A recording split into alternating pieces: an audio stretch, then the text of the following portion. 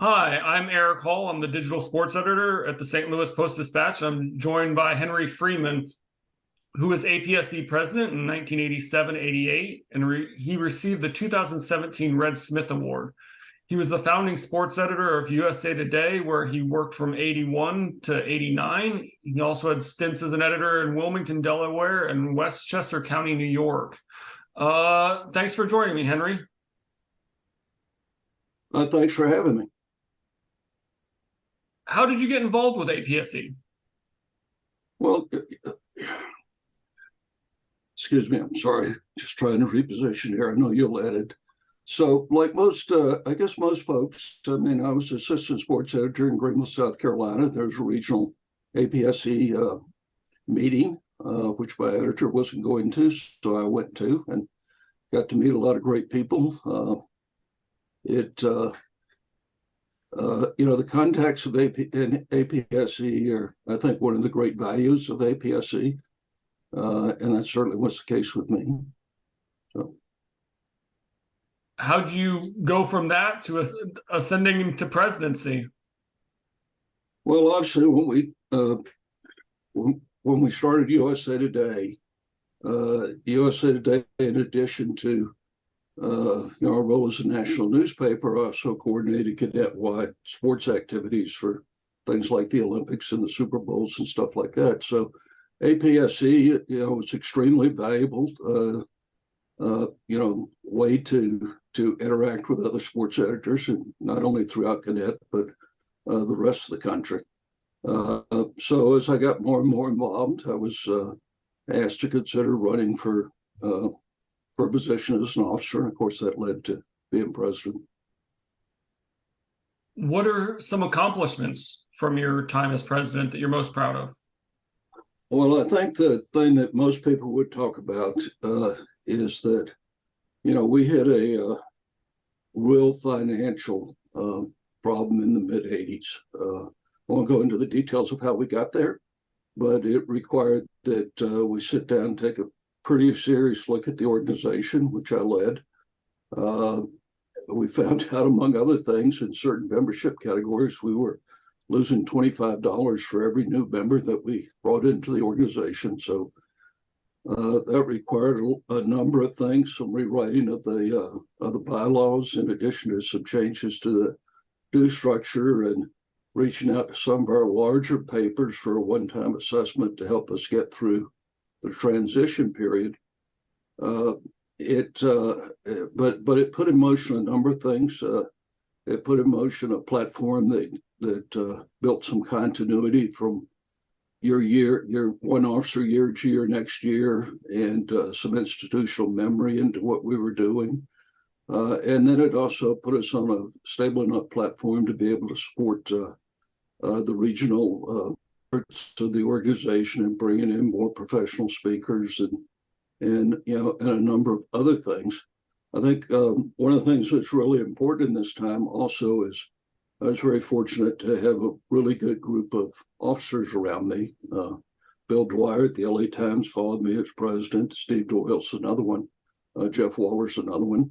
And because we were able to get a lot of things on a more stable basis, it enabled us to start looking at some longer term efforts. And one of the things that Bill really wanted to spend time with, Bill Dwyer in his time as president, was working with a lot of the writer organizations on some ethical issues and some professionalism, and our outreach with the various professional commissioners and things like that. So we were able to lay some of the early platform for that at the end of my year as president, that let Bill get a running start on that. And just a lot of things that we kind of take for granted, I think, now. And well, I don't think we take anything for granted in these times but nevertheless, things that APSE is known for, that we do out there, our support of diversity, our internship programs, and a lot of other things, so that we became more than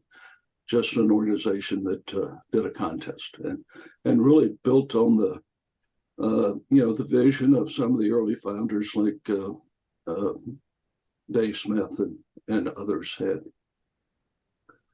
At the time you were president, it was about 15 years into the creation of the organization. What do you think to see APSE reach 50 years now? Well, I think one of the things that is interesting is how, just as the way that it would have been very easy for APSE that started out as an organization centered on print daily journalism to have suffered with a lot of the other things that have plagued that part of the business. And the fact that we have reached out and embraced digital journalists as well, I think is the organizations to be proud of. I think it's a much more diverse group. Certainly, things that were efforts that we pushed back then, and we were very supportive when Awesome started the Association of Women in Sports Media. You look at some of our early women presidents. You look at our efforts in other areas of diversity. I think it's doing okay for itself. When you received the 2017 Red Smith Award, the story announcing it really emphasized how important your change of the financials was to the continuation of the organization. In light of that, do you feel some pride that the organization has reached 50 years now? Well, I think anything you're involved in a leadership role, whether it's the president of APSE or the founding sports editor of USA Today or the top editor in Westchester, you always feel well when the organization continues to do well. So yeah, I mostly feel proud of whether it's APSE or whether it's the staff at USA Today or in Westchester is really the people that I was fortunate enough to work with. Ultimately, it doesn't care. Even though you have the top title, it only comes down to you're only as good as the people you work with. Yeah. The 2017 Red Smith Award, what did that mean to you? You're one of only 8 people that's been president of APSE and also to win the Red Smith Award. Could you talk about that? Well, I think since I had not been in sports since 1989, it was just nice to be remembered, first of all. I'm very fortunate there are a couple of people that thought I was deserving of that award. When you look at the list, it's kind of a who's who in sports journalism. So yeah, it was terrific. It was nice to it was nice that the convention that year was in New Orleans, which is where my grandmother is from. So I always enjoy going to New Orleans. But it was also great. It got me involved back and I was very glad to see Terry Taylor, who I supported, and Christine Brennan, who I nominated, get the Red Smith Award after that also. Yeah.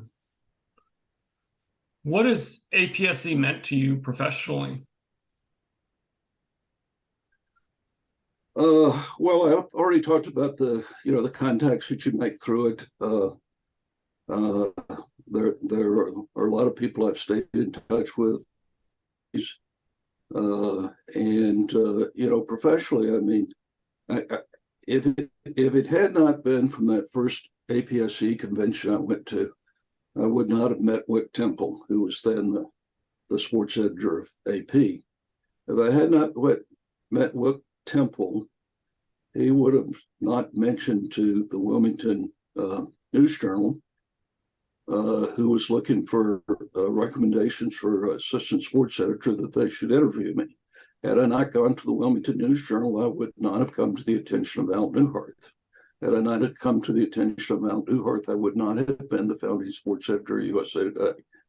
Had I not been the founding sports editor of USA Today, I don't know that I would have moved from sports to being a top editor and to being a publisher.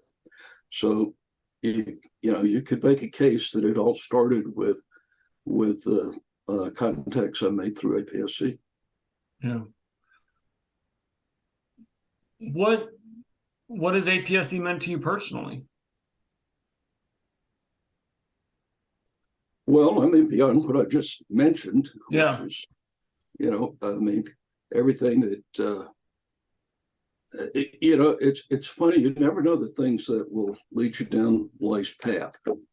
And I got involved in sports journalism when I was in high school. I was sick my junior year and couldn't play sports that year. And was asked by a local sports editor if I wanted to call the games in, and pretty quickly it was an afternoon paper. I started writing stories in longhand and dropped them off at the paper on the way to school, and they started publishing them with a byline, and that's kind of what got me into sports journalism. So you just don't know the things that will happen. I mean, I went to the University of Georgia, worked with the athletic department as a student assistant, then worked for the daily paper in Athens, not the student paper, the town newspaper.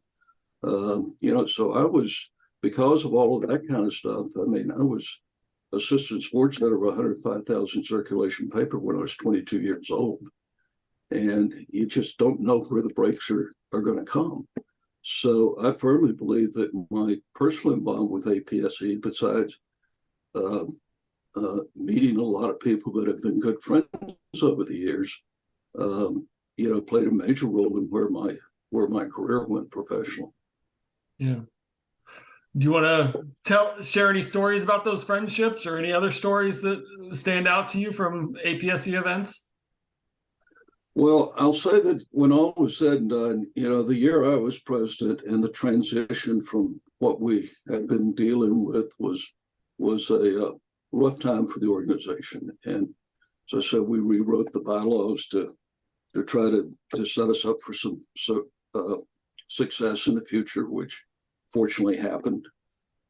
So I have to say that one of my fondest memories of APSE was when I finished at the dinner, when I officially was no longer president. Bill was the president, and Dave Smith came up to me and said, "You were a good president," and that meant a lot to me. That from him and some other folks. When you look at the foundation on which the organization was built, it's some of the most influential, legendary people who've ever run sports departments. And to get that feedback from somebody that you looked up to means a lot. What's some advice that you would have for future presidents of APSE? Well, I think that the profession that we all love, which is sports journalism, and not only faces some of its biggest challenges right now, but it also faces some of its biggest opportunities. And I think how you help the membership navigate through that is extremely important. So I think that that the type of professional seminars that we do are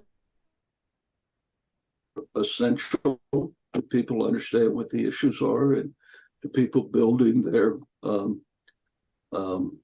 professional expertise to navigate what we're dealing with now. I mean, your job is, in digital, 15 years ago, not many of those jobs existed. Yeah. And then the other thing is that, we really have a situation now. Again, I said some of the big challenges and some of the opportunities, but you look at so many of the folks, whether it's the National Football League or Major League Baseball or any place else, that historically newspapers had a synergistic relationship with, that now have decided to get into the content business. So they have become our competitors, as well as someone that, if the product that they produced, which makes sports so great in the United States, was not there, then we wouldn't be sports writers and sports yet. So we have to have a relationship with them. We have to have an avenue to talk with them and deal with stuff. And yet they have become our competitors as well. Yeah. Is there anything else you want to share about your APSE memories or anything else along those lines? Well, I don't know about the memories, but I would like to point out something I said when I accepted the Red Smith Award, which I accepted on behalf of the entire staff, the remarkable sports staff we had to start USA Today. And that's that journalism is under attack these days from all kinds of different fronts. And there are a lot of people out there that would just assume that particularly mainstream journalists didn't have the platform that we've historically had.